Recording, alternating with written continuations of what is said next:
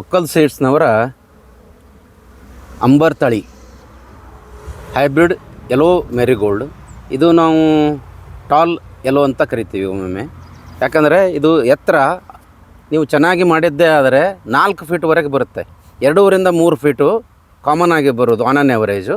But ಹೆಚ್ಚಿಗೆ ನೀವು nutrients ಎಲ್ಲ ಕೊಟ್ಟದ್ದಾದರೆ ಕಂಟಿನ್ಯೂಯಸ್ ಆಗಿ ನೀವು ಹಾರ್ವೆಸ್ಟ್ ಮಾಡ್ತಾ ಹೋದರೆ 4 ಅಡಿವರೆಗೂ ಅದು ಬೆಳೆಯುತ್ತೆ.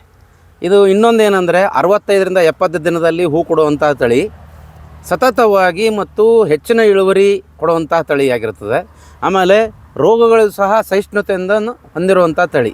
ಹೂವಿನ ಬಣ್ಣ ಲೆಮನ್ ಯೆಲ್ಲೋ ಅಂತ ಹೇಳ್ತೇವೆ. ನಿಂಬೆ ಹಣ್ಣಿನ ಆಕಾರದ, ಅದರ ಆಕಾರಕ್ಕೆ ನಿಂಬೆ ಹಣ್ಣಿನಕ್ಕಿಂತ ಸ್ವಲ್ಪ ದೊಡ್ಡದಿರುತ್ತೆ. ಬಟ್ ನಿಂಬೆ ಹಣ್ಣಿನ ಬಣ್ಣ ಈ ಹೂವಿಗೆ ಇರುತ್ತೆ. ಹೆಚ್ಚಿನ ಇಳುವರಿ, ಆಮೇಲೆ ದೃಢವಾದಂಥ ಹೂಗಳು. ಇದನ್ನು ನೋಡಿದರೆ ನಿಮಗೆ ಗೊತ್ತಾಗುತ್ತೆ.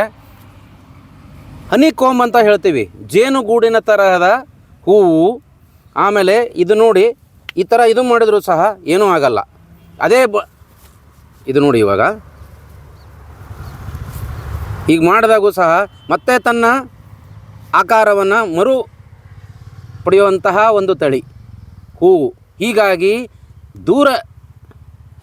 ನೀವು ದೂರ ದೇಶಗಳಿಗೆ, ದೂರ ಪ್ರದೇಶಗಳಿಗೆ ಸಹ ನೀವು ಇದನ್ನು ಕಳಿಸಬಹುದಂಥ ತಳಿ. 3-4 ದಿನವರೆಗೂ ಟ್ರಾನ್ಸ್ಪೋರ್ಟೇಷನ್ನಲ್ಲಿ ಏನೂ ಆಗಲ್ಲ ಇದು. ಆಮೇಲೆ ಇದೇ ರೀತಿ ನೀವು ಹೂಗಳನ್ನು ಹರಿದು ಇಟ್ಟರೆ 1 ವಾರದವರೆಗೂ ತನ್ನ ಆಕಾರವನ್ನು ಸಹ ಕಳ್ಕೊಳ್ಳಲ್ಲ, ಬಣ್ಣ ಸಹ ಕಳ್ಕೊಳ್ಳಲ್ಲ.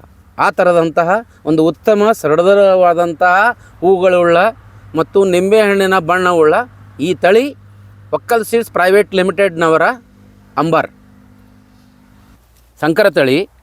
ಇದರ ಗುಣವಿಶೇಷ ಧರ್ಮ ಏನಂತಂದರೆ, ಇದು 4 ಅಡಿ ಎತ್ತರವರೆಗೂ ಸಹ ಬೆಳೆಯಬಲ್ಲಂತಹ ಒಂದು ಉತ್ಕೃಷ್ಟ ತಳಿ. ಒಂದು ಗಿಡದಲ್ಲಿ ಕಡಿಮೆ ಅಂದರೆ 150 ರಿಂದ 200 ಹೂಗಳು. ಅದನ್ನು ನೀವು ಕಿತ್ತುತ್ತಾ ಹೋದರೆ ಹಾಗೆ ಹೆಚ್ಚಿಗೆ ಆಗ್ತಾ ಹೋಗುತ್ತೆ.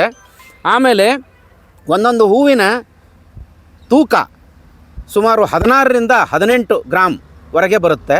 ಒಂದೊಂದು ಸಾರಿ 20 ಗ್ರಾಮ್ವರೆಗೂ ಬಂದಂಥ ಉದಾಹರಣೆಗಳಿವೆ. ಆಮೇಲೆ ಇದು ಒಮ್ಮೆ ಕೊಯ್ಲಿಗೆ ಸ್ಟಾರ್ಟ್ ಆದಮೇಲೆ 65 ರಿಂದ 70 ದಿನಗಳ ನಂತರ ಸ್ಟಾರ್ಟ್ ಆಗುತ್ತೆ. ಸ್ಟಾರ್ಟ್ ಆದಮೇಲೆ ನೀವು ಸುಮಾರು 15 ರಿಂದ 20 ಸಾರಿ ಕೀಳಬಹುದು ಮಿನಿಮಮ್. ನಾನು ಹೇಳ್ತಾ ಇರೋದು 3 ದಿನಕ್ಕೊಮ್ಮೆ 4 ದಿನಕ್ಕೊಮ್ಮೆ ಇದನ್ನು ಹಾರ್ವೆಸ್ಟ್ ಮಾಡ್ತಾರೆ. ಆಮೇಲೆ ಹಿಂದೆ ನೋಡಿ ನೀವು, ಇದು ಗಟ್ಟಿ ಇರೋದಕ್ಕೆ ಕಾರಣ ಆಗಿರೋದ್ರಿಂದ ಇಲ್ಲಿ ಯಾವುದೂ ಕೊರತೆ ಇಲ್ಲ. ಹೀಗಾಗಿ ಈ ಹೂವು ಉತ್ಕೃಷ್ಟವಾದಂಥ ತಳಿ, ಗಟ್ಟಿಯಾಗಿರ್ತದೆ. ಹೀಗೆ ಮಾಡಿದರೂ ಸಹ ತನ್ನ ಆಕಾರ ಕಳ್ಕೊಳ್ಳಲ್ಲ. ನಮಸ್ಕಾರ. ನಮಸ್ಕಾರ ಸರ್. ನಿಮ್ಮ ಹೆಸರು? ನಮ್ಮ ಹೆಸರು ಆಂಜನೇಯ ರೆಡ್ಡಿ ಅಂತ. ಯಾವ ತಾಲೂಕು? ನಮ್ಮ ಚಿಂತಾಮಣಿ ತಾಲೂಕು, ಚಿಕ್ಕಬಳ್ಳಾಪುರ ಡಿಸ್ಟಿಕ್ಕು. ಓಕೆನಾ. ಇದು ನೀವು ಯಾವ ಸ್ಥಳ ಯಾಕಿರೋದು, ಯಾವ ಕಂಪ್ನಿದು ಸರ್? ಇದು ಒಕ್ಕಲ್ ಅಂತ. ಓಕೆ. ಒಕ್ಕಲ್ ಸೀಡ್ಸು ಅಂಬರ್ ಅಂತ. ಓಕೆನಾ. ಎಷ್ಟು ದಿವಸಕ್ಕೆ ಸ್ಟಾರ್ಟ್ ಆಯ್ತಣ್ಣ ಫಸ್ಟ್ ಕೊಯ್ಲು? ಸರ್ ನಾವೇ ಇದು ಬೀಜ ನಾವೇ ಹಾಕ್ಕೊಂಡಿದ್ವಿ, ನಮ್ಮ ನರ್ಸರಿಯಲ್ಲೇ ಹಾಕ್ಕೊಂಡಿದ್ವಿ. ಓಕೆ. 25 ದಿವಸಕ್ಕೆ ಉಣಿದ್ವಿ. ನಾಟಿ ಮಾಡಿದ್ಮೇಲೆ 45 ದಿವಸಕ್ಕೆ ಶಾಂಪಲ್ ಆಯ್ತು. ಓಕೆನಾ. ಒಂದು ಗಿಡಕ್ಕೆ ಒಂದು ಕಿತ್ತಿದ್ವಿ. ಇದು 10,000 ನಾರು. ಇದು ಓಕೆನಾ. ಈ ಕಡೆ ಮಾತ್ರ 10,000 ನಾರು. ಓಕೆ. 860 kg ಆಯ್ತು ಒಂದು ಪಿಕ್ಕಿಂಗಲ್ಲಿ. ಫಸ್ಟ್ ರೇಟು ಹೆಂಗೋಯ್ತು? ಫಸ್ಟ್ ರೇಟು 48 ರೂಪಾಯಿ ಕೊಟ್ವಿ. ಬೇರೆ ವೆರೈಟಿಗೆ ನಮ್ಮ ಈಗ ಅಂಬರ್ಗೂ ವ್ಯತ್ಯಾಸ ಇದೆಯಾ?